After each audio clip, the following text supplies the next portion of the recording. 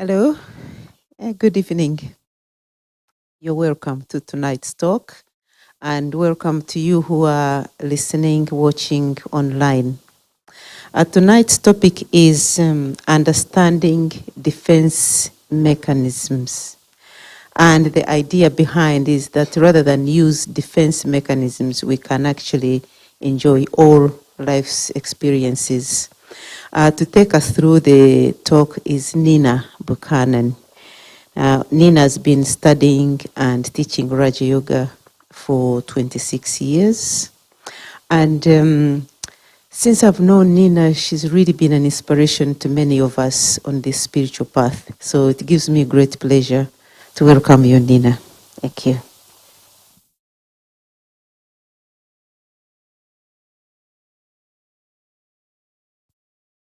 Hear me? Great, wonderful, lovely. Really good to be here this evening. And defense mechanism is a very interesting topic because we all do exhibit some or use some defense mechanism at some time or other in our lives, simply because we find life to sometimes take us um, unannounced, for example. We have things that jump out at us and we are startled and we become a bit defensive.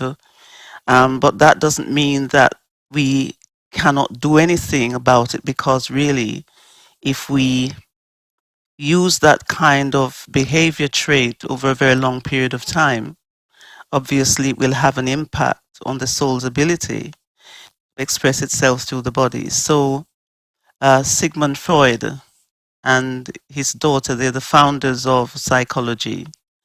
And what they say is that defense mechanisms are kind of coping strategy that people use to protect themselves against negative thoughts and feelings when they're dealing with certain challenging situations. So it's a kind of coping mechanism. It's a coping mechanism that we use to protect ourselves by and large. But they say that it can be problematic if used over a long period of time. If we keep repeating those behaviors of resisting what comes up, because in fact that's what it's all about. We are resisting the present. We are really going into the past. Each time we become startled, each time we feel the need to protect ourselves, we're going into the past. We're not staying in the present, and we're not observing what is happening and thinking about the best way to approach the situation. And so, from a spiritual perspective, we would say that long-term use of defense mechanism really weakens the soul's ability to express itself through the body, weakens its ability to bring the being into action, because that's what we're here for, by and large, bringing the being into action. It's and in that situation, what happens is that we tend to allow the soul, I tend to allow the body and the mind to take control, as opposed to I, the soul, being in control. So it's really very much a way of resisting what comes up. So the result of it is that the mind is more in control. The mind and the body is more in control. The soul is weakened. It kind of shrinks into like a molehill, whereas the body and the mind becomes the mountain. And we lose power, obviously, because we keep losing power because we cannot express through the body and the mind. When I say we, I'm talking about souls. I'm not talking about bodies. So before I actually continue further, I think it would be a good idea just to actually look at some of the types of defense mechanisms that psychology talks about. And there's a whole string of them. It's not just a small list, it's quite a large amount. So what I've done is I've selected a few that I'm sure we can relate to, and in particular, denial and projection. We're really very good at that, those things, those two things. So, so the different types of defense mechanism that they talk about, I'm going to talk about denial first. So denial means really I'm conscious that I am denying something. It's not unconscious, and I'll explain why in a minute. So we're denying reality. We are burying our heads in the sand because we find certain situations really difficult, very challenging. And we simply do not want to come outside of our comfort zone in order to explore what needs to be done so that I can become that change. Because often when we have challenges and obstacles, it's all about a test paper being put in front of us for us to really be present to it, with the aim of passing it. So when I'm in denial, I want to stay in my comfort zone. I don't want to face. I'm in the past. I'm not in the present. The other thing is that I'm not willing to accept, because actually, when you think of obstacles and challenges that we're faced with as human beings, really the end result to the way forward for a positive outcome is often accepting something, accepting something.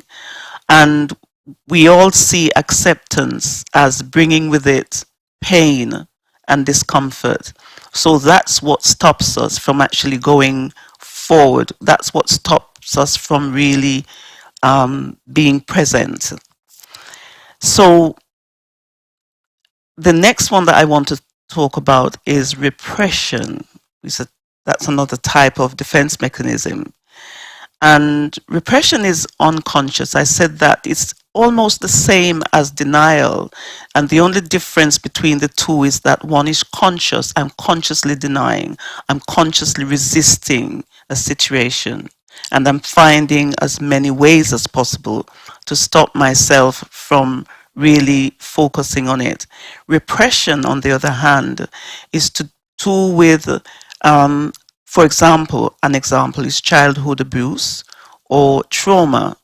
And what that young person does is that memory of that situation is really very much hidden away in their subconscious mind in order for them to deal with life, in order for them to be sane. However, there will be things because of that, there will be things coming up in their experiences as time goes by in their lifespan that will remind them of that situation that they have suppressed. And they will use defense mechanisms, to deal with the situation. So it's the same as denial, but it's not conscious. Again, it's burying the memory deep in the subconscious mind, much deeper than the denial. And it's a form of self-protection. And then there is another one, regression. Regression, it's about reverting back to some kind of childhood behavior, like sucking one's thumb, like biting one's nails and things like that. You know, you see the child sucking the thumb or biting its nails, and it's normally something that's going on that needs to be explored. So we use those types of behaviors. Some people use those type of behaviors to deal with challenging situations.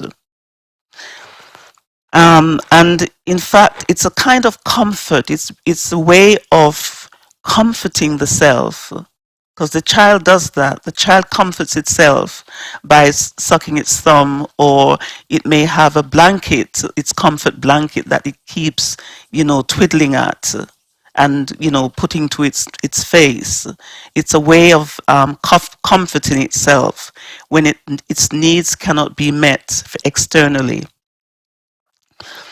And the other one that I want to mention is called displacement. Displacement, and it's it's about, and we've seen that certainly in my time, slamming the door when you're upset with someone or something as an expression of anger, slamming the door. So that's called displacement. But when you think about displacement, for example, and another one that I'm going to be mentioning is projection and sublimation, is you can see that denial and repression and regression is very much, it's very much a relationship of the self with the self. Whereas, so it's an inner kind of process that's taking place, and someone in that person's environment will not be that affected as they would in a situation where the displacement behavior pattern is being used, such as slamming the door. So, for example, if somebody else is in the house, they would be affected, by, because that feeling of anger is dispersed into the environment. The next one, so that's displacement. The next one is projection. Projection is when you're blaming someone else. When I'm angry with myself, I'm blaming you when I'm angry with myself. It's denying. It's denial in the first instance, but in the second instance, it's actually projecting that anger onto another person. So it brings another person into play, and I see that, and the displacement anger as aggressive anger, whereas the others may be more subtle. These two are aggressive anger. And the last one that I want to mention is sublimation, and it's the kind of defense mechanism that society accepts, and it's not necessarily seen as a negative thing in a way. So if I'm angry with my boss, or if I'm angry with my partner, long term, I will keep going to the gym to work out. So basically what I'm doing is I'm using the gym as a source of catering for my needs, when in fact, with all of these, it's very much about having those needs met from the inner. Yes, so it's really very much, going to the gym is very much about redirecting one's impulses, and that way you don't actually, it doesn't so much impact on others, but it is a problem for the individual who is using that and could be attached to that kind of behavior, addicted to that kind of behavior. There's an obsession in going to the gym when they're angry. What I want to do now is really to talk about the consequences of using defense mechanisms. So, for example, the ego-based self we are protecting the ego-based self, which becomes a kind of a mountain, as I was mentioning before. and the values-based self becomes a molehill. It's not really, it's been overpowered by the ego-based self. The values-based self is in a sense shrouded by layers and layers and layers of learned behaviors and acquired values, and it's weakened by the false self. An example of that, I'm going to be showing a slide in a minute of the iceberg and the way it is actually submerged under the sea. How it sits there, and that's a really good example of what happens, when the greater part of you is really hidden. The onion layer, the onion is another example I want to use. It's like the soul, that part of me is the core, the core of the onion. But if it's a large onion, can you imagine how long it takes to take each layer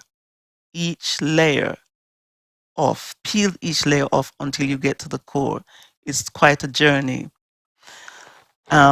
So I want to show that particular slide now.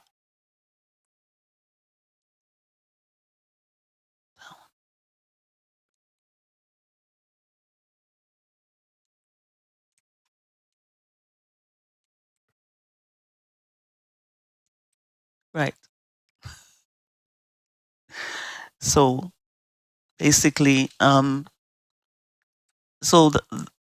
using an iceberg here to demonstrate what I was saying, that the greater part of me is really submerged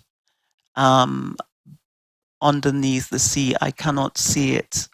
I cannot relate to it because I'm hidden. And so the subconscious mind is just below. So that would be I'm going to use this. So that would be the subconscious mind. That would be the conscious mind. This would be, I say unconscious mind because I call it the collective consciousness. We are not in touch necessarily with the unconscious mind. We're not in touch with the subconscious mind unless we're triggered by an event or a situation that occurs. So I'm going to show slide 2 now, which really gives an idea. That's the one. Yeah. So here we have the subconscious mind. Everything that happens to us is a reflection of what's already in the subconscious mind. And most of you will have done the course, so you'll understand what I'm talking about here. So the subconscious mind holds 90% of all my memories, all my experiences, whereas the conscious mind is really very much like the computer screen. The computer screen, we can experience, we can think, we know the thoughts we're thinking, we know the emotions that's occurring, but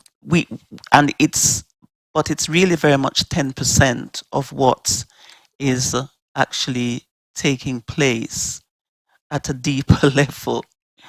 So the conscious mind cannot possibly know what's stored in the subconscious mind, as I was saying earlier, except that it plays itself out over and over again in our life experiences. So things are always coming up out of our subconscious mind onto the screen of our mind, and that's where the past is. The past is in the subconscious mind. So how do we see what's in the subconscious mind? How do we see? And this a little paragraph here showing how we see basically is information that I thought would be quite useful for you to have, because the memory in the eyes play an important part in its relationship to the brain. So it's like images are being snapped, photographs are being taken, okay, which causes the information to be etched in the subconscious mind. But and so that's why we refer back to the past every time an event occur.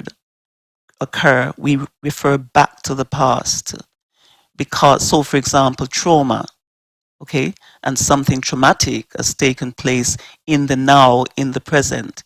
Instead of using the present to interpret what is actually happening now in the present, we refer back to what has happened in the past. So we see under the past because it had to already be in our subconscious in order to see it. That means that we must imagine it how we choose it to be in the past in order to put the information in our subconscious mind. So that's an interesting point to make. Do you want to ask any question at this point? Because I think it's quite an interesting bit of information. I can see somebody's okay.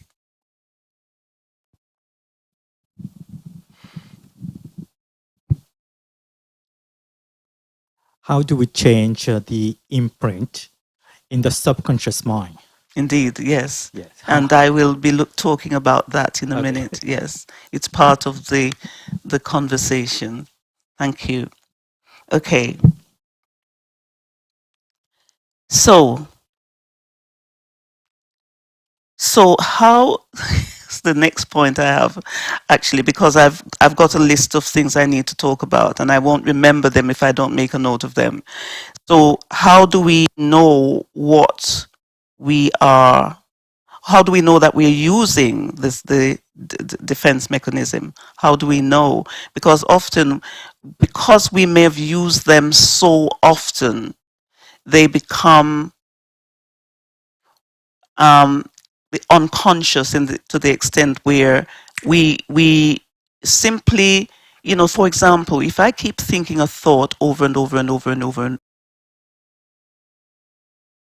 that thought has become unconscious, and it does mean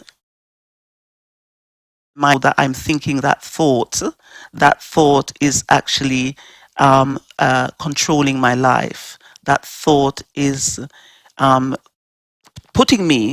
directing me in a certain direction. The same is true with defense mechanisms. If we've used denial over a long period of time, we'll begin to tell ourselves that it's truth. Okay, it's truth. So, how do we know that we are using defense mechanisms? I think because we've done it for so long. It's good to start from the premise that we can't build Rome in a day, and we need to just identify one thing that we can work with, just one thing that we can work with, and think big but start small, just one thing.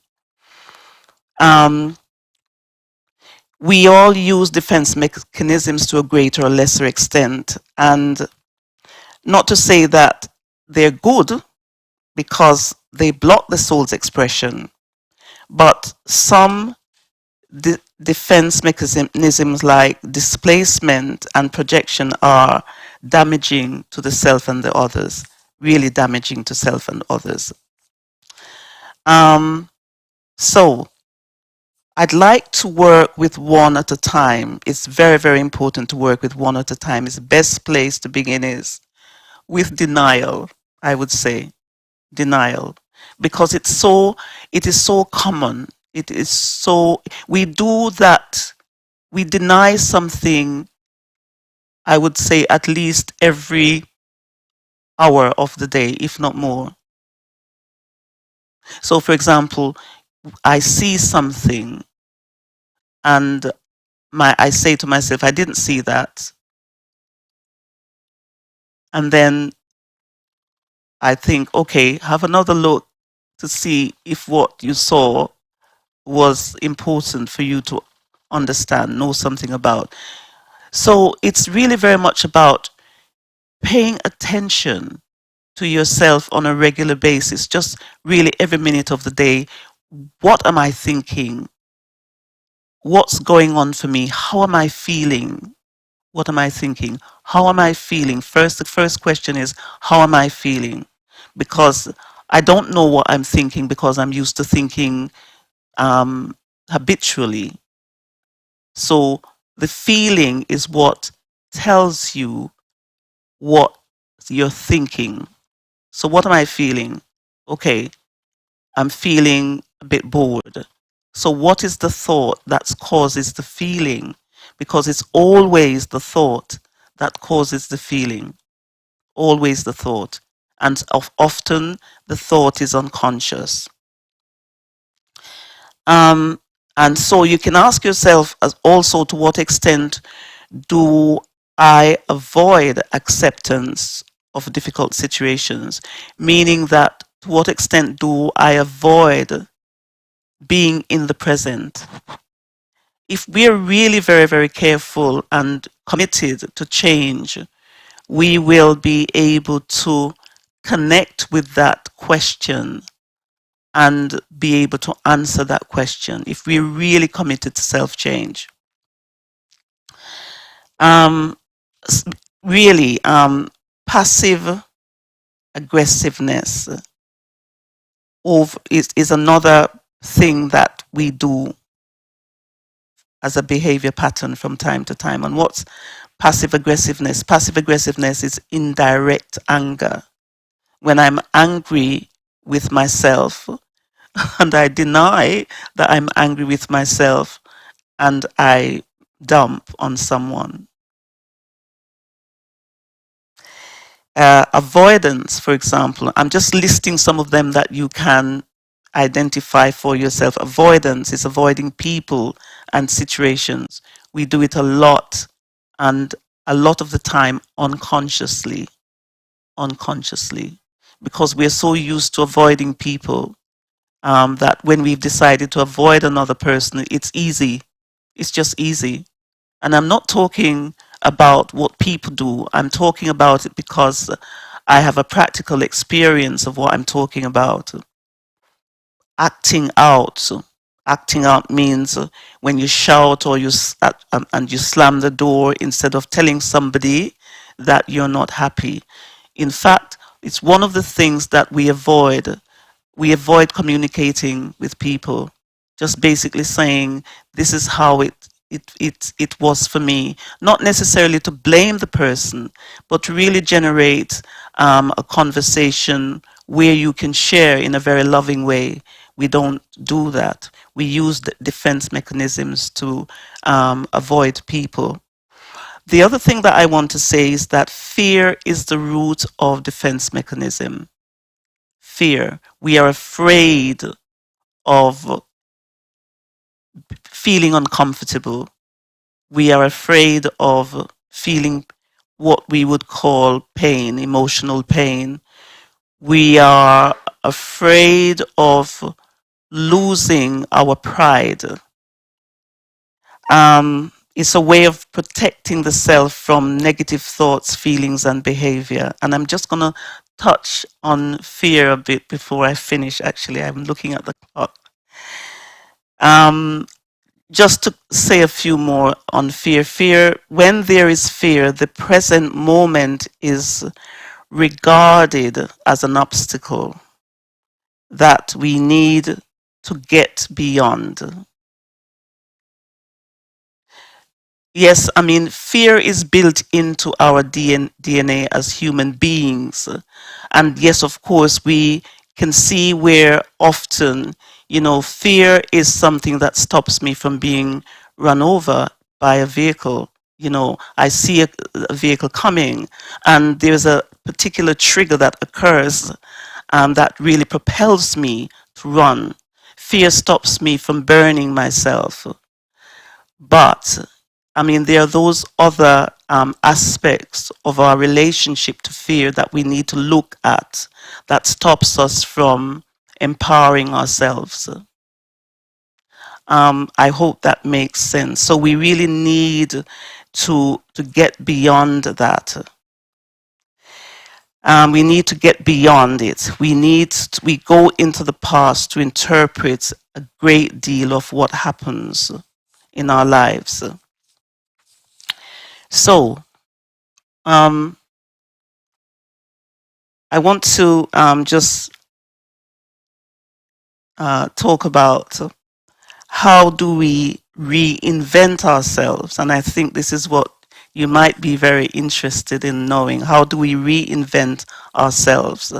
I mentioned about thought and feelings and emotions just briefly, but I will tell you what those three things do. The thought, which actually triggers the feeling, is where the fear is. So I have a thought that is fearful. I have an unconscious thought that is fearful, or I have a conscious thought that is fearful. And what that does, it triggers the feelings of insecurity. It triggers feelings of being unsafe.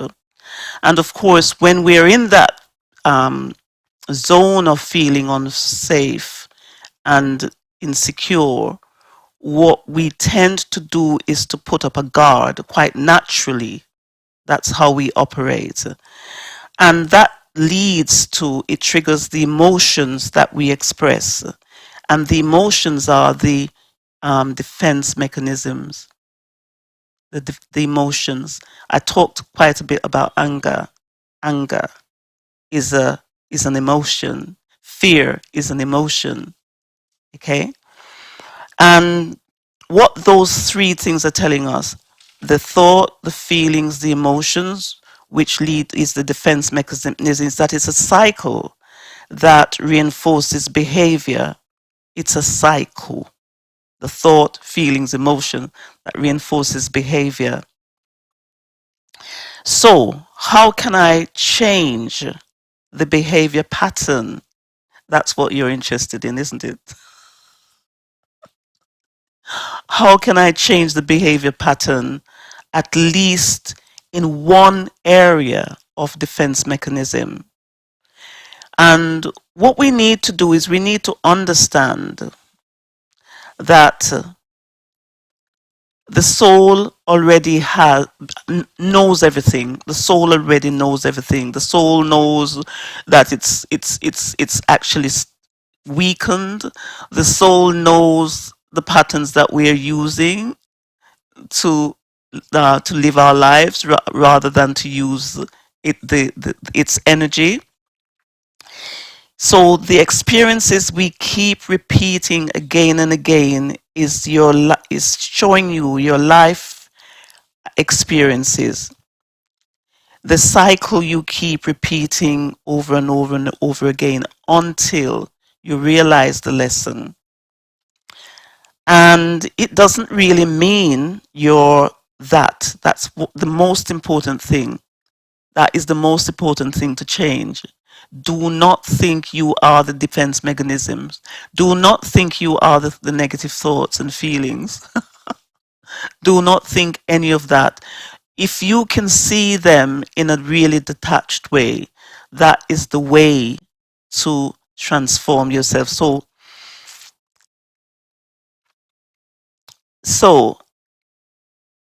it doesn't mean that you're it. It means you have a strong tendency to think, feel, and act act in a particular way.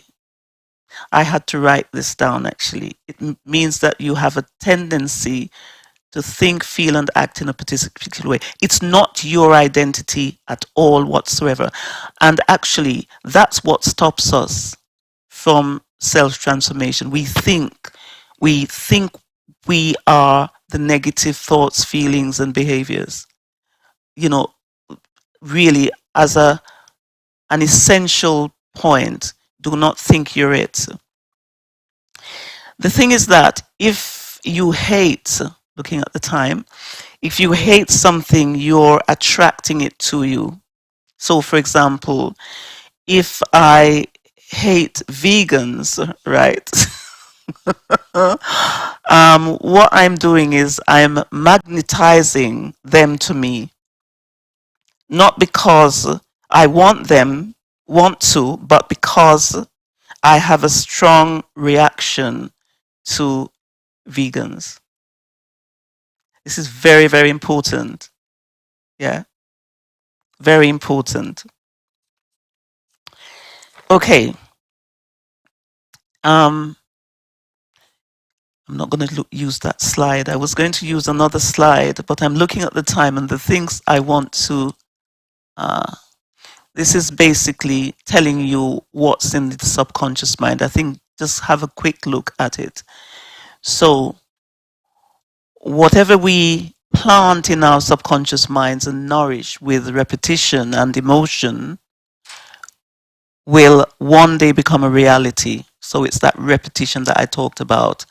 And all of these things are in our subconscious minds. And they're not going anywhere unless we consciously do something to take them, to peel those layers off, to take them out of our subconscious mind. So, the other thing I want to say is that when we have a defense mechanism, say for example,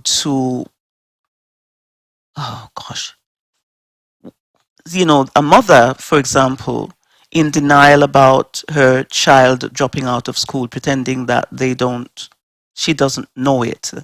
So anything we have a strong reaction towards is strengthening. It's something you are strengthening. It's something that you're creating. It's something that you're attracting into your experience. You're making it bigger. And to be defined by your environment, which is people, places, circumstances, and things, which means that if we are in resistance to those things, it means that that's what we are creating. And it also means that we have unknowingly made ourselves a victim to those external situations. So we have a kind of victim abuser relationship, right? With whatever it is that's coming up in our lives. And that's why defense mechanisms will grow into a mountain, for example. So what do we need to do? We need to observe. Observing is the way to change the self instead of using the brain. When we use the brain, we go back into the past. When we become the detached observer, what we're doing is we are in the present. Easy, isn't it? Well, it sounds easy from here. And when we use our brains, it's like analyzing something which really makes matters worse.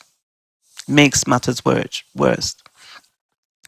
I think I have just a couple of minutes or so, so I just want to show another slide. Okay. So this one basically is giving you an idea of how we can help ourselves to stop using defense mechanism, which is moving from the old to the new paradigm. So it would be nice if you're really, really serious about it, to create some kind of timetable for self-respect. But again, it could be that you start off with using, looking at denial, how you deny on a daily basis. So, as you can see, the subconscious mind is the archive, it's a storage space for all of that stuff. The conscious mind shows you what's in the subconscious mind, but not all in one go.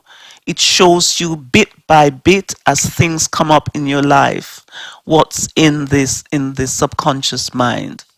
The intellect is the computer software that cleans up the viruses of defense mechanisms. Okay? Um, So if we use the intellect, and the meditation that I'm going to be doing is very much based on use how we use the intellect. So the secret in removing defense is using the mind and the intellect. Remember that the mind and the intellect are the faculties of the soul. They belong to the soul. The soul uses those two things, just as the body uses the arm, the legs, the vital organs to function. So the soul owns this body, not the other way around. The soul owns the mind and the intellect. So as a soul, we instruct the intellect as to what we want it to do, the mind and the intellect. So when the soul is in control of the mind, there is self-mastery, there is no defense mechanism. When the mind is in control of the soul, the body has become the mind. Defense mechanism is active. And I want to stop here because I think if I talk anymore, I'll probably go over time. Yes, I can do a guided meditation, but it might be a good idea for you to ask any questions you have at this point.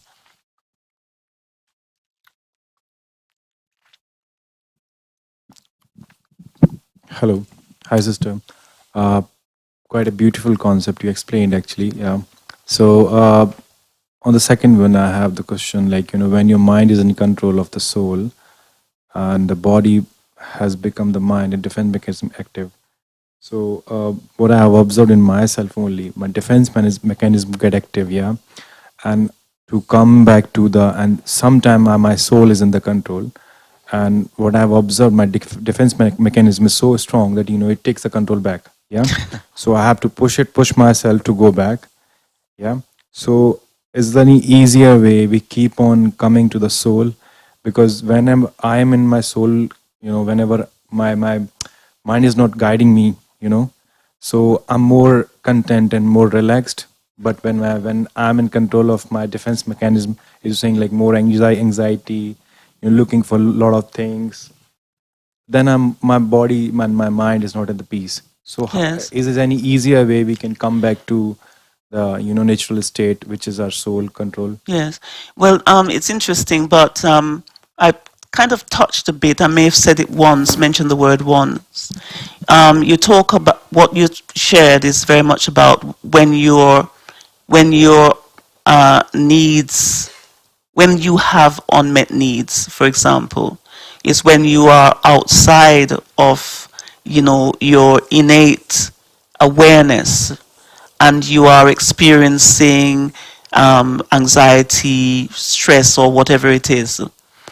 So really, what you need to do is just to go back to that awareness of I'm a peaceful soul. And it doesn't matter where you are. You could be in the middle of a crowd with lots of noise going on.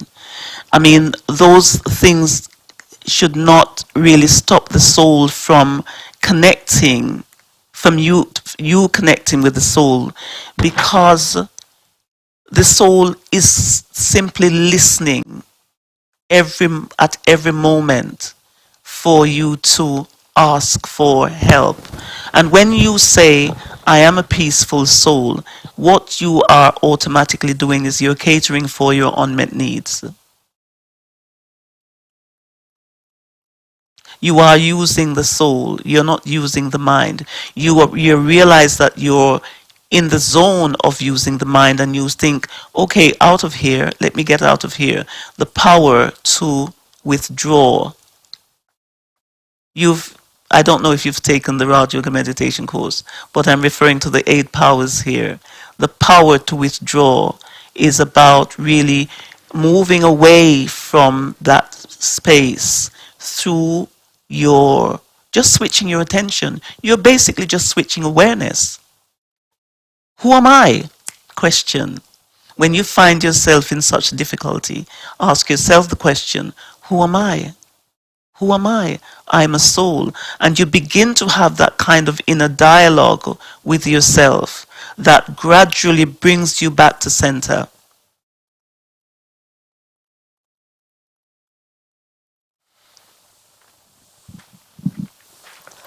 Earlier, you said about bringing the mind in the present moment. My question is, how can we make the mind like stay in the present moment for a longer period of time, or permanently, or can we do that? Sometimes, you know what, I ask myself the same question. Sometimes I do ask myself the same question, but I have a very deep understanding of myself as a soul. And my commitment to that really enables me to come back to self, to come back. When I talk about self, I'm talking about the soul, the innate part of me, bringing myself back. So often, when we have difficulty with thoughts, negative thoughts, it's because we're feeling bad that we're thinking negative thoughts. So if in the back of my mind, I have this feeling of shame, disgust, or whatever it is, then that's just reinforcing the pattern. You know, watch a mother looking after a toddler that's throwing a tantrum. The one who is values based will just keep being kind and gentle to that child. The one who is not values based will be tugging and getting upset with that child. So think that if we do that with our thoughts, the negative thoughts that we find ourselves having, and when, for example, we're in meditation and we keep having difficulty getting the thoughts to really be centered, we get upset sometimes, we even stop meditating. It's really very much about gently, rediverting your thoughts back to, and even if it's simply just saying, I'm a pure and peaceful soul, it's okay. That means you're being gentle with your thoughts. You're being gentle with yourself. When you tug at your thoughts like the mother would with a child, you are making yourself that. You're making yourself that, and you're pushing the soul away. The soul is never annoyed. We never get judged by the soul. The soul is always there, waiting for our attention, gently waiting for our attention. Even if we take 10,000 years, the soul never changes, just like the Supreme never changes. We are the ones who get angry with ourselves and short-tempered. So just be kind to yourself. That is the advice. Be kind.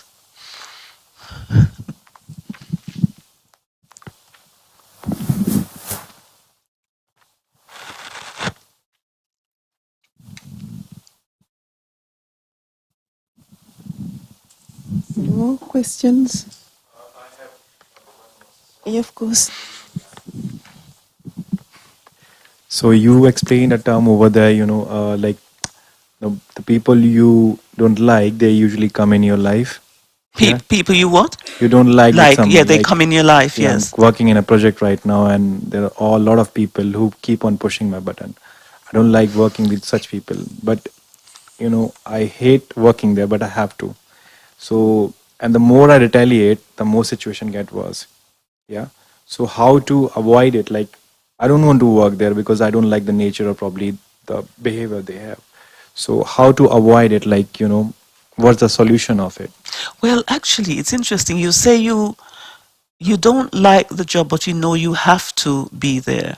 Is that, am I right? Yeah, Yeah. like my project, obviously, where I'm Yes. working. Okay. So, you need to find a way of accepting. I talked about acceptance before. Um, you know that being there is good for you. Um, I don't know in what way, but it seems to me that you can see the benefits of being there in terms of possibly your career. Financial benefits mainly. Absolutely. So, how can you get round to the idea that you're in training right now? And when you are in training, it's not necessarily always a bed of roses. As a matter of fact, being in training it is never a bed of roses. Okay? Is it possible for you to getting to accept that you have to be there for a period of time? And once you accept that you have to be there for a period of, or not necessarily you have, but you want to be there for a period of time because you're getting benefits from it, then you've actually created the context within which to have better relationships with your colleague. You need to work on acceptance first because you can't have your cake and eat it. You want to have your cake and eat it. So, for example, you want to get the benefits, but you don't want to get the learning, the lessons that come with it. Benefits do not come without lessons and challenges. Challenges, those things that confronts us and causes us to use defense mechanisms. What they are doing is they're helping us to see that we use defense mechanisms and we need to work, ensure that we clear those. So maybe there is something that you need to learn, just other than the fact that you're in a good job and it pays very well, about yourself as a human being.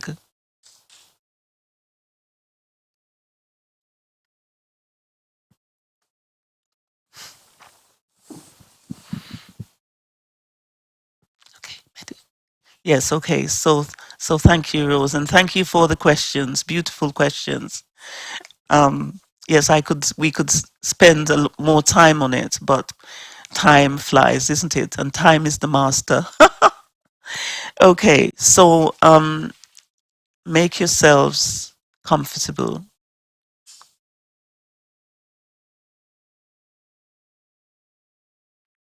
and become aware of your breath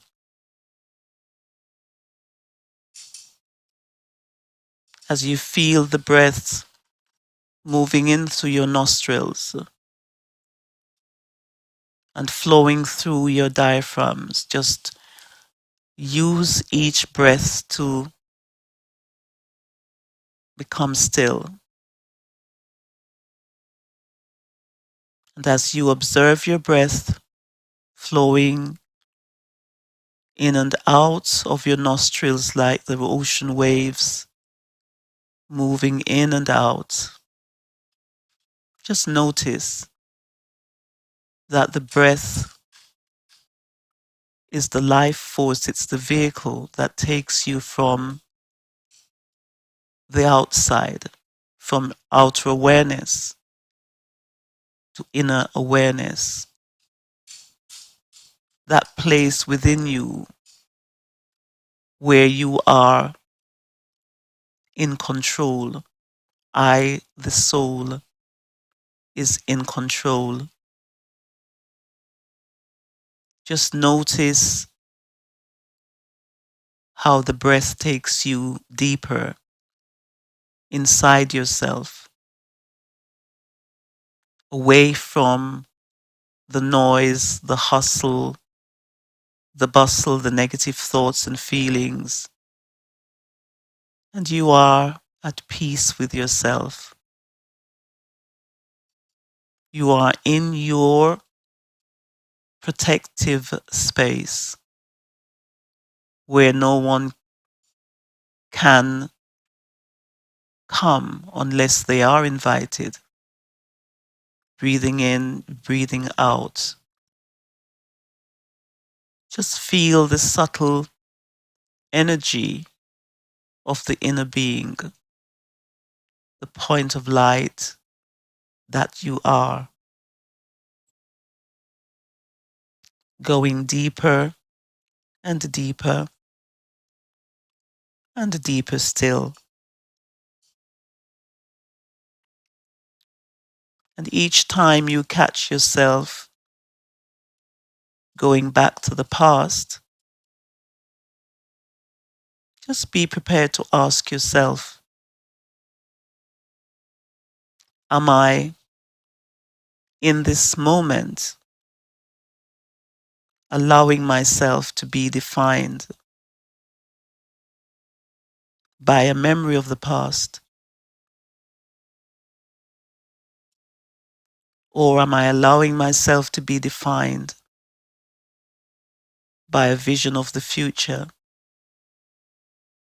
a peaceful soul where I, the soul, is in control of the mind and intellect? Speak to the intellect. I, the soul. I, the soul, is a self-sovereign. I, the soul, is master of the mind and intellect.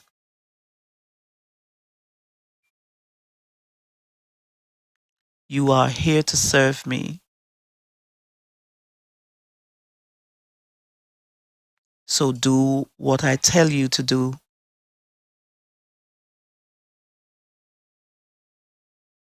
Mind and intellect, you are here to serve me. So do what I tell you to do. Emerge everything I need to support myself in overcoming the use of defense mechanisms, denial, avoidance, anything that stops me from fulfilling my purpose. You say to the intellect and mind, you are my best friends. You're here to serve me. Anything of fear, any feelings of fear that comes into my mind, reject it immediately.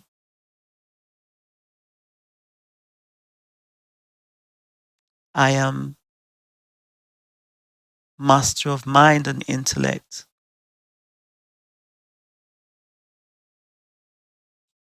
I am a peaceful soul. I am a great soul.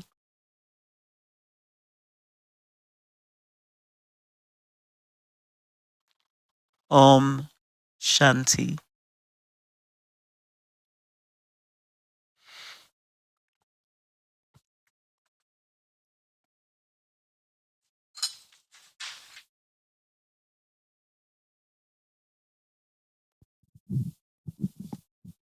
Thank you, Nina.